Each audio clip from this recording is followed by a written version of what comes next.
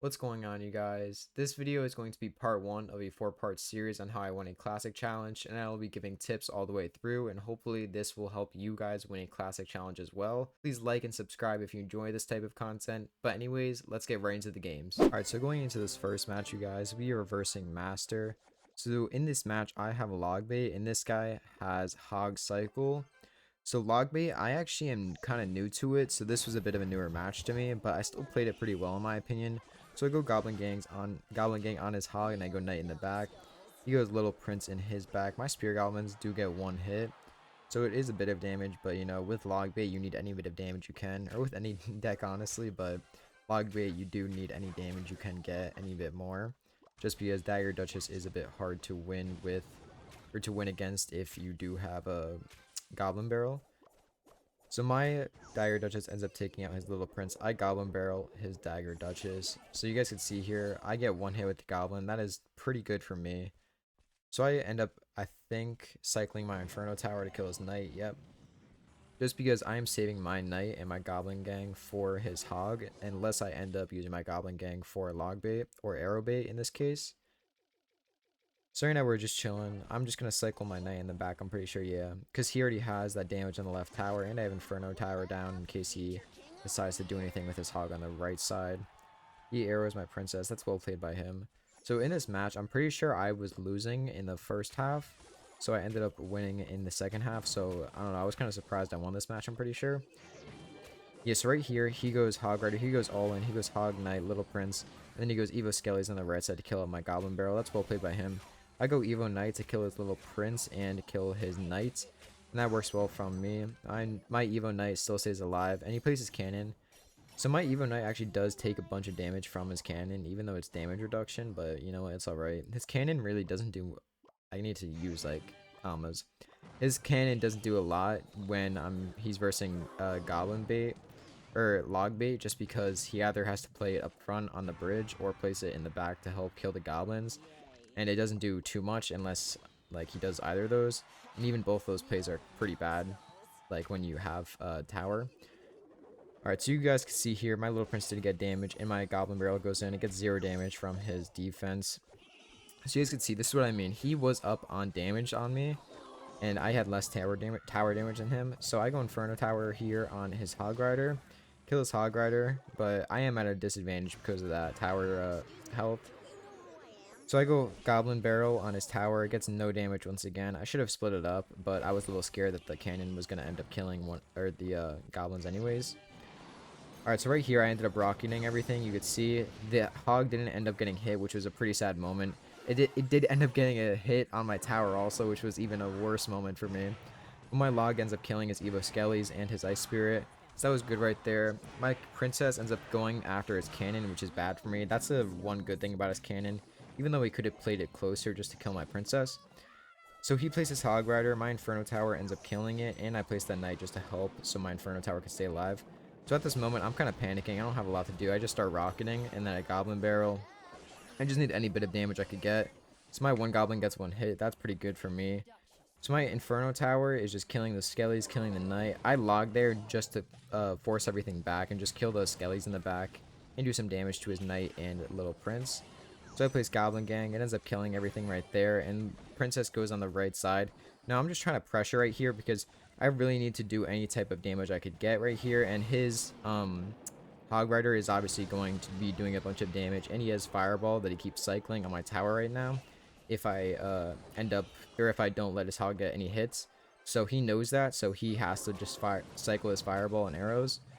But I'm really just trying to pressure with my Princess and Goblin Barrel, so he has to use his arrows or one of his spells on my other. So this is really looking like a losing match for me here. I don't get how I won this match. The Evo Skellies go down, and then Goblin Gang goes down with the Evo Skellies just to tank the Dagger Duchess.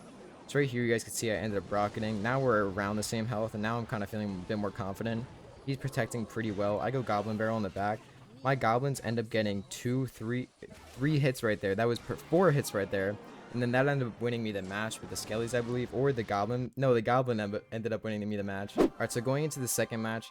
This is the only match in this tournament that I lost, sadly. But I do want to review it. Because I was playing really well in this match. And I want to review it because it really goes to show how overspending, overcommitting, and really not placing your priority spell or your priority cards right could really mess up your matchup, because I was playing really well in this game. I really think I was going to win this match, and I was kind of beating myself up when I lost it because I was doing so well, and I just lost in one of the most horrible ways you guys are going to see. So right now he has Witch and Giant. He should have waited for that Witch in the back, honestly. That would have been a better play from him. But you know what? It's alright for me because, like, that's obviously positive for me. So I go Knight just to tank that one Void hit. Although the Inferno Tower does some damage, it doesn't do, like, too much to the Giant. So I just play Skellies just to help kill the Giant. I think it only ended up getting one hit. So he plays his Knight, and then I think his Knight ends up killing mine. But yeah, I did go Goblin Barrel just because his Dagger Duchess did get distracted with my Knight.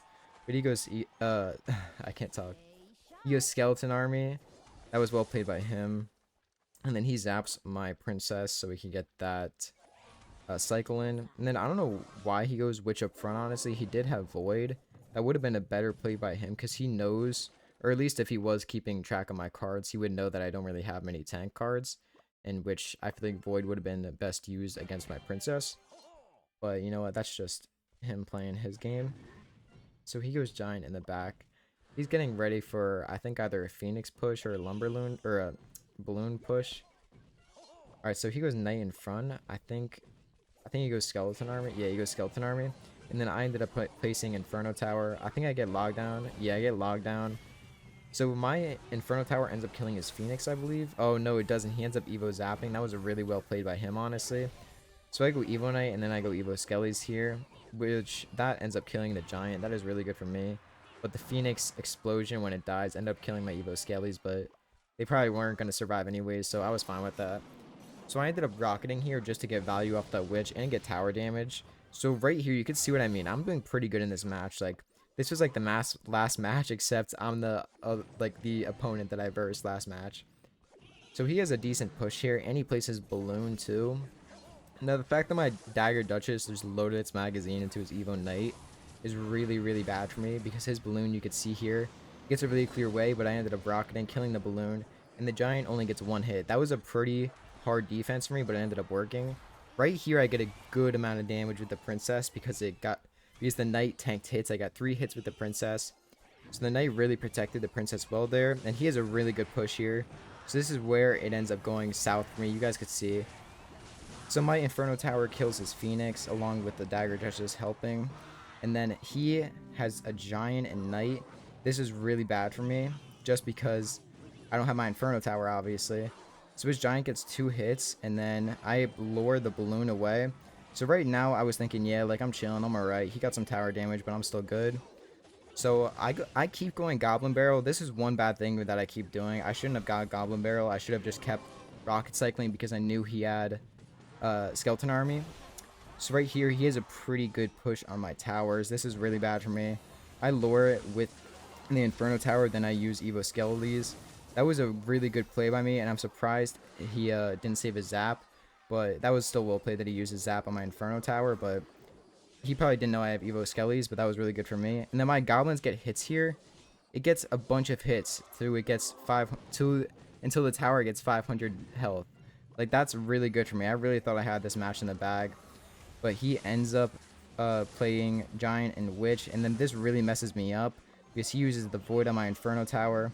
And then you guys can see here, if I don't have Inferno Tower back, then the Balloon's just going to get right there. But I do end up having the Inferno Tower, so I place it, and the Balloon ends up dying. He places Witch, and I just try to go Goblin Barrel again.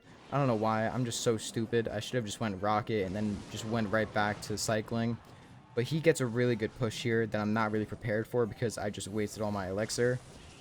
So you guys can see here, his Balloon ends up making it to my tower, and this is such a sad defeat. It is so sad to see that, but you know, you live and you learn, and I was kind of just like saying that to myself after this match. Alright, so going into this next match, I versed a guy named Cap. So me and him are like running the exact same deck. It is a Lava Loon deck, and I honestly have been practicing a lot with this deck in the classic challenges because it is an amazing deck if you know how to play it well. So you guys can see here, he goes Skeleton Dragons and Bomber. So our Bombers end up killing each other here, I'm pretty sure. Yeah, they end up killing each other. And then his Skeleton Dragons end up dying to my Dagger Duchess. I didn't even have to spend elixir on them. So right here, he places an Inferno Dragon, and then I place Void on it just to kill it right away. It does do some... Oh my god, excuse me. It does do some decent damage to my Inferno Dragon. But you know what? It's alright because I have the Skeleton Dragons right behind. He ended up using Void. It killed my Skeleton Dragons. But once again, my Lava Pups... my Lava Pups are doing some serious damage. And I placed Balloon because I knew he didn't have a lot of Elixir. So right here, you guys could see, he places Skeleton Dragons. My Balloon ends up making it. It gets one hit, I believe. 2 hits? Yeah, it ends up killing the tower. So right now, his Skeleton Dragon's protected pretty much nothing right there. I don't know why I said protected. It ended up killing the Balloon right there, I meant. So I go Bomber in the back. Right now, I didn't really have to go Lava Hound. But honestly, you really need to just... With like a Lava Hound deck, you want to try and apply a lot of pressure. So they can't even get a push in. So he knows that for a fact because he plays Lava too. So he goes Lava Hound in the back to try and get a push in. But I'm getting another push in right here on the right side. Because I need this push because he's going to take my right or my left tower if he plays it well. So I avoided the Inferno Dragon again. And the right tower is pretty much secured with the Skeleton Dragons and the Hog. And the Lava Hound, I mean. So my Inferno Tower...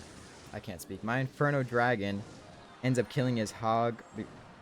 My Inferno Dragon ends up killing his Lava Hound. And he actually messed up his Void play there. So that was really bad by him. So right here, this is kind of beat for him. Like, he doesn't have anything to do here. He might have gave up. I know in one of these matches, someone gave up, but I'm not too sure. No, I don't think he gave up, actually. He just keeps playing. So he keeps going Skeleton Dragons. He just has to get a push in here. He goes Evo Barbs, and then I just place Skeleton Dragons just to kill those. I was going to place Evo Bomber too, but I realized the Skeleton Dragons were enough. That's one big thing if you want to win a Classic Challenge. You really got to try not to overspend, because overspending is your own enemy, and it sucks when you do it, but you really got to try and learn from it and try to especially get your placements right too, because I have so many like games where my placement was terrible, and it just really threw my game just because of one bad placement. So you guys could see here, I ended up winning this match with that Balloon and Lava Hound. So we're going to get into the next one. Alright, so going into this next one, I versed Golden M89.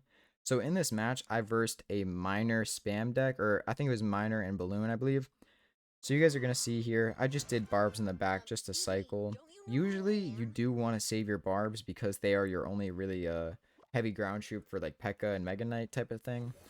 But since I did have Inferno Dragon in the next cycle, I was okay with it since the Inferno Dragon obviously does heavy damage. So he goes Bomb Tower. That's well played by him for the Barbs, I guess. But the one Barb on the right side does end up connecting and makes 2 hits. That's pretty good for me. I did end up leaking a bit of Elixir here, and I wasted that arrow by messing up that arrow on his Bomb Tower. Even though his Bomb Tower was almost dead, I just like was so stupid there. But I kind of felt he was going for that Miner play because of the bats. I feel like a lot of people who use bats go for Miner plays or have Miner in the deck. So I'm going for Lava Hound in the back just to start a push here. So he has Little Prince, so he doesn't have a lot to defend here, I believe. So his Little Prince is like his main air defense. So he goes Balloon. He's trying to get an attack here. I go Evo Barbs just to kill everything right there, and I avoid his Balloon. Void Spell is such an overpowered spell against Balloon especially. So my Evo Barbs and my Lava Hound end up making a connection with his tower, and the Bomb Tower too. It ends up taking some good damage. So my Evo Barbs end up dying when the tower is almost dead at like 1.1k health. So my Lava Hound ends up pretty much melting the tower very, very slowly.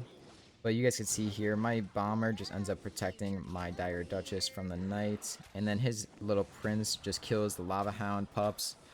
But yeah, it ends up killing them fully. He just wants to keep his tower up. I'm not sure why. He didn't really have to waste his Elixir there on that Fireball or whatever he used. I think he used a Fireball. So I'm just getting prepared with another Lava Hound push with the Lava Hound in the back. That's what this Lava Hound deck is all about. You really want to try and just apply as much pressure as you could, especially if you know if you're up Elixir on the other person, like they're spending, like I was saying before, you overspend on defense or overspend on committing or something. It really does mess up your gameplay, and that's what this guy does. So he's just going in with an attack because he knows he needs to make an attack. So I go Inferno Dragon on his Balloon, kills his Balloon, I believe. Yeah, there we go. And then his Evo Bats don't really do much except just deal damage to the Lava Hound, which I don't even need damage to be done on the tower for with the Lava Hound, so it didn't really matter for me right there. And then you guys can see here on the left side, I get prepared for another push with the Lava Hound. This is what the Lava Hound deck is all about. You need to start applying pushes So right here, you guys could see he's going full rush on the right side. He's going for the freaking goal. He's going for everything right here. This is all or nothing for him. So his balloon ends up connecting. It does get 1 hit. It gets 2 hits. I think he does end up taking a tower here. So it really was a good idea that I ended up pushing the left side. Even though I could have probably defended the right side, it was a just good idea in general, just in case. So right here, you guys can see my balloon ends up getting 3 hits right there. That is massive damage off my balloon. My lava hound ends up still does really small damage. And the balloon popping with the bomb does massive damage, and then the void spell finishes off the tower. These few first matches were really insane, so I really hope you guys enjoyed this. I really hope you guys enjoyed this first part of this 4-part series. So let me know if you guys enjoyed this type of video, and other than that, have a great day, you guys.